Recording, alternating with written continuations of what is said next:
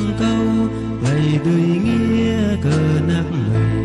lầy tươi lặng tươi mơ tươi blue lầy tươi nghĩa hoa cái Sydney lâm chiếc lầy bù nì mà po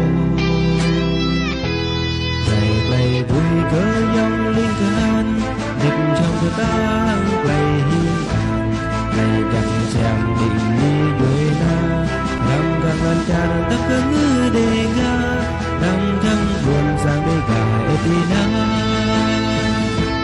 và viết thấy tươi cuốn có người buồn xa vì lấy chẳng buồn sang thầu lấy nghe tươi tỏa lấy đứt giấc áo và viết lấy tươi rất có người buồn sang thầm quanh loa màn chẳng đã bị nàng lăn cha đến về ga ta gặp thế gỡ buồn sang câu lầy đời nghĩa cờ nát lời lầy đời lặng đời mơ đời blue lầy đời nghĩa roa cái Sydney lăng chiếc lầy tu nì mà po lầy đời cờ dòng linh cờ han đục trong cờ tang lầy hiên àng